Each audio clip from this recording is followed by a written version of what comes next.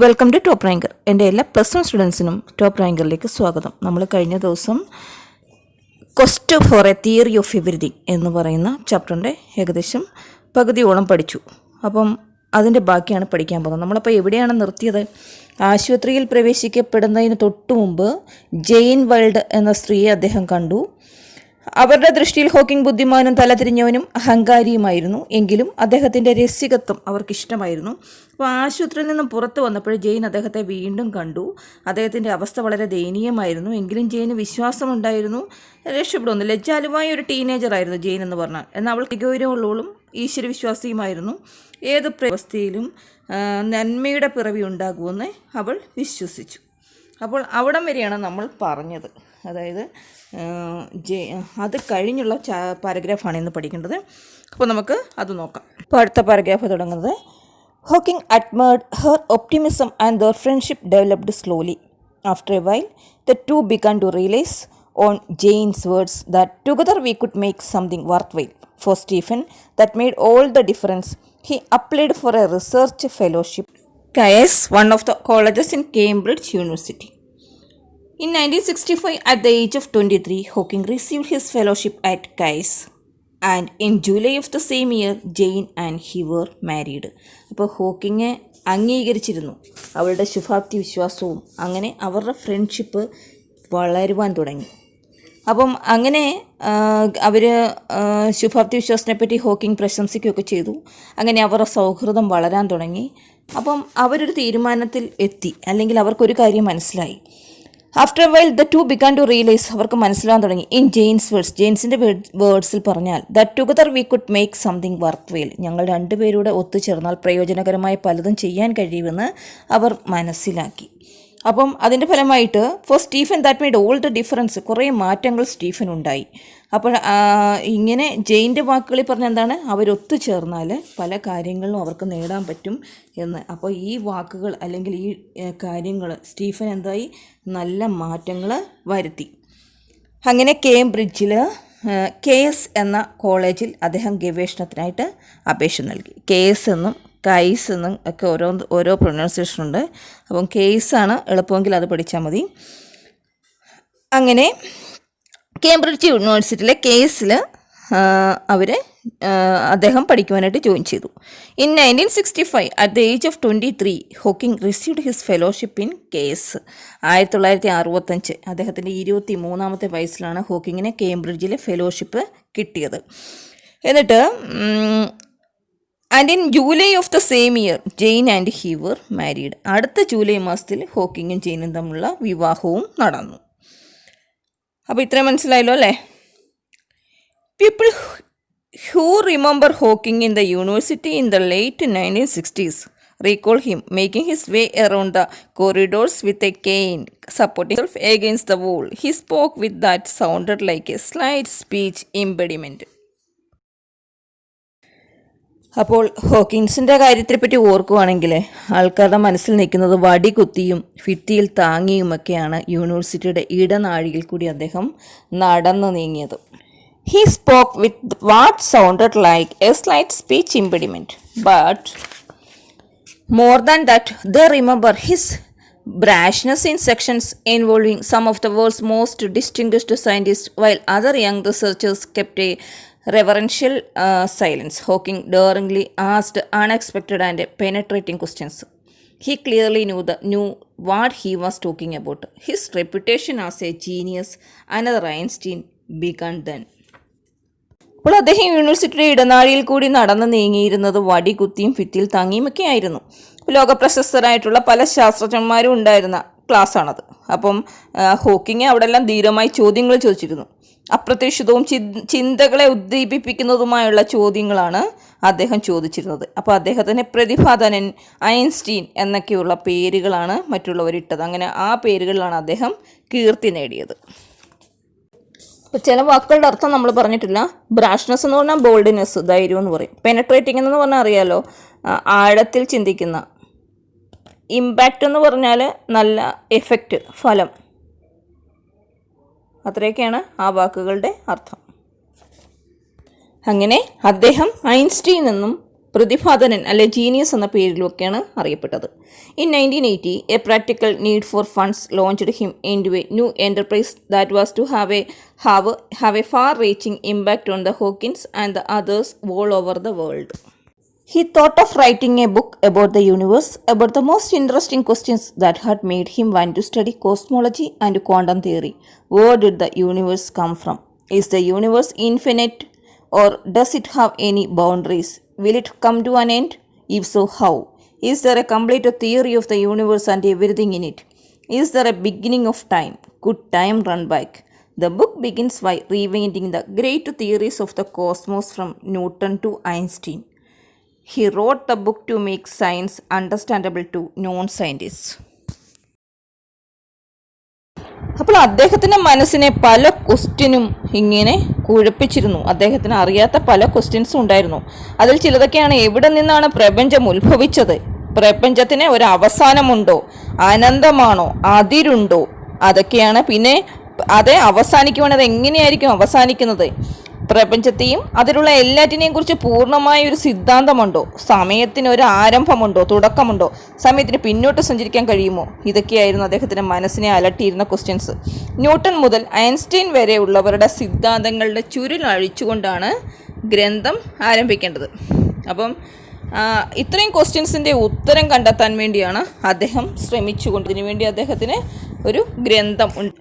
He completed the first draft in 1984.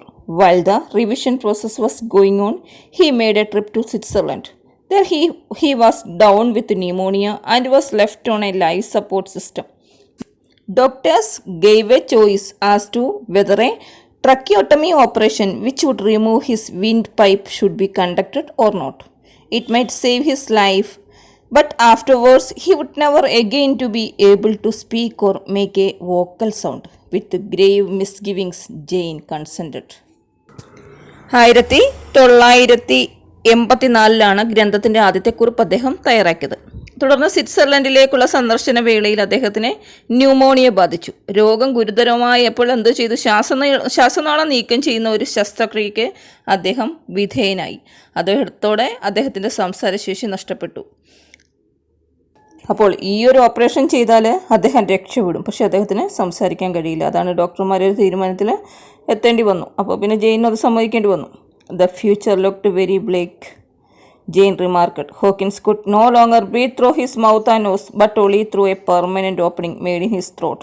After many weeks of intensive care, he went home to join Jane and his 3 children.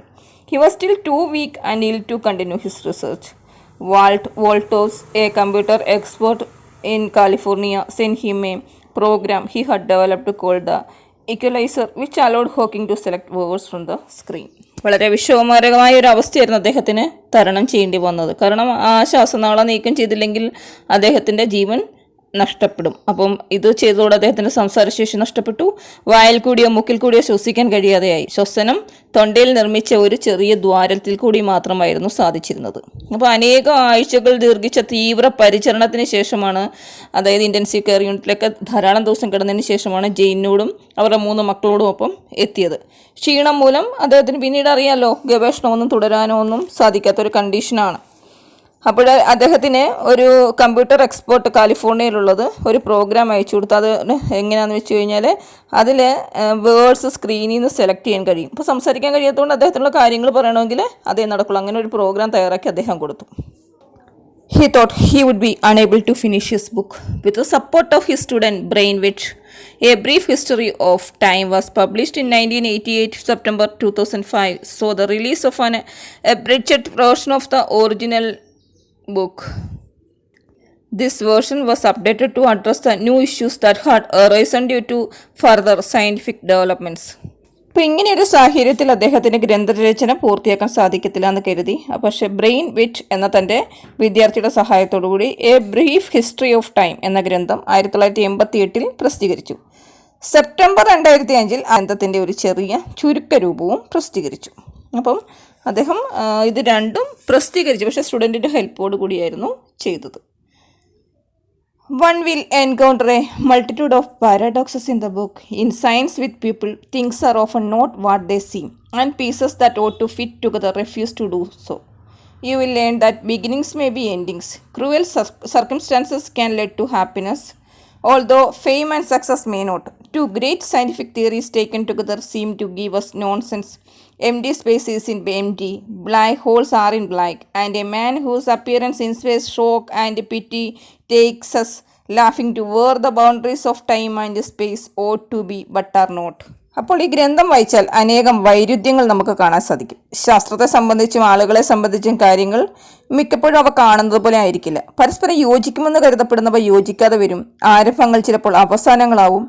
ക്രൂരമായ സാഹചര്യങ്ങൾ സന്തോഷത്തിലേക്ക് നയിച്ചേക്കാം. രണ്ട് വലിയ ശാസ്ത്ര തത്വങ്ങൾ ഒരുമിച്ചെടുക്കുമ്പോൾ അത് അസംബന്ധമായി കാണപ്പെടാം. ശൂന്യസ്ഥലം ശൂന്യമല്ല എന്നും ബ്ലാക്ക് ഹോൾസ് ബ്ലാക്ക് അല്ല എന്ന് ഇങ്ങനെ പല കാര്യങ്ങളും ഇതിനകത്ത് നമുക്ക് വൈരുദ്ധ്യങ്ങളായിട്ട് തോന്നാം.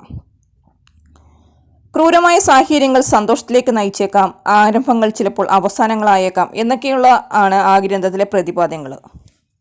It is of course a miracle that Hawking has been able to achieve everything he has, that he is still alive. However, when you experience his intelligence and humor, you begin to take his unusual mode of communication and his obviously catastrophic physical problems no more seriously than he seems to himself.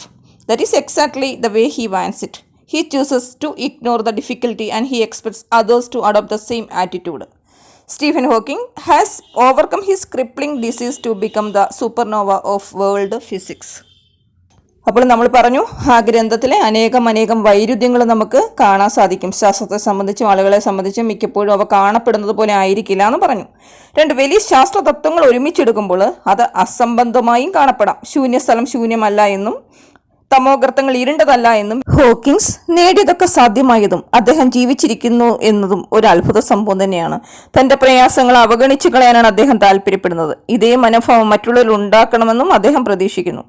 തന്നെ തളർത്തിക്കളഞ്ഞ രോഗത്തെ കീഴ്പ്പെടുത്തി ഭൗതിക ശാസ്ത്ര ലോകത്തെ അസാധാരണ നക്ഷത്രമായി Stephen Hawking ഇന്നും തിളങ്ങുന്നു. അപ്പോൾ അദ്ദേഹത്തിന്റെ ആ ഒരു കാര്യങ്ങൾ നോക്കുമ്പോൾ നമുക്ക് മനസ്സിലാകാം, മരണത്തിന് തന്നെ കീഴടങ്ങേണ്ട അവസ്ഥ വന്നെങ്കിലും അദ്ദേഹത്തിൻ്റെ വിൽ പവർ കൊണ്ടാണ് അദ്ദേഹം അതിനെയെല്ലാം അതിജീവിച്ചത്. എന്നിട്ട് സംസാരിക്കാൻ കഴിയില്ല എന്ന് വന്നിട്ടും ശ്വാസം പോലും എടുക്കാൻ ബുദ്ധിമുട്ടായ സമയത്തും അദ്ദേഹം തൻ്റെ കഴിവുകളെ പുറത്തു കൊണ്ടുവരാൻ ആവുന്നത് ശ്രമിച്ചു. അപ്പോൾ അങ്ങനെ ഒരു വ്യക്തിത്വത്തെ നമ്മളെപ്പോഴും അങ്ങനെയുള്ള വ്യക്തിത്വത്തെയാണ് നമ്മൾ ഫോളോ ചെയ്യേണ്ടത്. ഇത് ചില അർത്ഥങ്ങൾ പറഞ്ഞിട്ടില്ല തോന്നുന്നു. കോസ്മോളജി എന്ന് പറഞ്ഞാൽ പ്രപഞ്ചത്തെ പറ്റിയുള്ള പഠനമാണ്. മിസ്ഗിവിങ്സ് എന്ന് പറഞ്ഞാൽ ഡൗട്ട്, ബ്ലീക്ക് പ്രത്യാശ നൽകാത്തത്, ഇൻറ്റൻസീവ് എന്ന് പറഞ്ഞാൽ തീവ്രമായ, പാരഡോക്സസ് വൈരുദ്ധ്യങ്ങൾ, ബ്ലാക്ക് ഹോൾസ് എന്ന് പറഞ്ഞാൽ തമോഗർത്തം, കാറ്റാസ്ട്രോഫിക് എന്ന് പറഞ്ഞാൽ വെരി ബാഡ് ആൻഡ് അൺഫോർച്ചുനേറ്റ്, യാതന നിറഞ്ഞത്, ഇഗ്നോർ അവഗണിക്കുക, ക്രിപ്ലിംഗ് എന്ന് പറഞ്ഞാൽ തളർത്തിക്കളയുന്ന, സൂപ്പർനോവ എന്ന് പറഞ്ഞാൽ A star that suddenly becomes very much brighter, പെട്ടെന്ന് തന്നെ ഒരു സ്റ്റാർ തിളക്കത്തോടു കൂടി വരുമ്പോഴാണ് അതിന് സൂപ്പർനോവ എന്ന് പറയുന്നത്. അപ്പോൾ ഈ ചാപ്റ്റർ നിങ്ങൾക്ക് നന്നായിട്ട് മനസ്സിലായി എന്ന് വിചാരിക്കുന്നു. ചാപ്റ്റർ നന്നായിട്ട് വായിക്കണം, വായിച്ചിട്ട് ഇതിൻ്റെ അർത്ഥമെല്ലാം മനസ്സിലാക്കണം. അറിയാൻ വയ്യാത്ത എന്തെങ്കിലും മീനിങ് ഉണ്ടെങ്കിൽ അത് ഡിക്ഷണറി നോക്കി കണ്ടുപിടിച്ച് എഴുതി അങ്ങനെ ഓരോ ചാപ്റ്റർ നമ്മൾ വായിച്ചു പോകുമ്പോൾ അതിലെ എല്ലാ അർത്ഥങ്ങളും ക്ലിയർ ആക്കി തന്നെ വേണം പോകാൻ. ചാപ്റ്ററിലെ ഏതെങ്കിലും മീനിങ്സ് പറയാൻ വിട്ടുപോയിട്ടുണ്ടെങ്കിൽ ഇതിൽ കുറച്ച് മീനിങ്സ് കൊടുക്കുന്നുണ്ട്. അത് ആവശ്യമുള്ളവർ എഴുതിയെടുക്കുക, അല്ലെങ്കിൽ വായിക്കുന്ന സമയത്ത് സംശയമുള്ളത് ഇതിൽ നോക്കുക. അപ്പോൾ അടുത്ത വീഡിയോ ആയിട്ട് വരുമ്പോൾ വീണ്ടും കാണാം. Thanks for watching. സബ്സ്ക്രൈബ് ചെയ്യാൻ ആരെങ്കിലും ഉണ്ടെങ്കിൽ സബ്സ്ക്രൈബ് ചെയ്തിട്ട് ബെല്ലൈക്കനോടെ ക്ലിക്ക് ചെയ്ത് ഓൾ എന്ന ഓപ്ഷൻ ഇവിടെ ക്ലിക്ക് ചെയ്താൽ ഞാനിടുന്ന എല്ലാ വീഡിയോസിൻ്റെ നോട്ടിഫിക്കേഷൻ നിങ്ങൾക്ക് ലഭിക്കുന്നതായിരിക്കും. അപ്പോൾ ഡൗട്ട്സ് എന്തെങ്കിലും മീനിങ്സിൻ്റെ ഒക്കെ ഉണ്ടെങ്കിൽ ഇതിൽ കൊടുത്തിട്ടുണ്ട്, അത് നോക്കി എഴുതിയെടുക്കുക.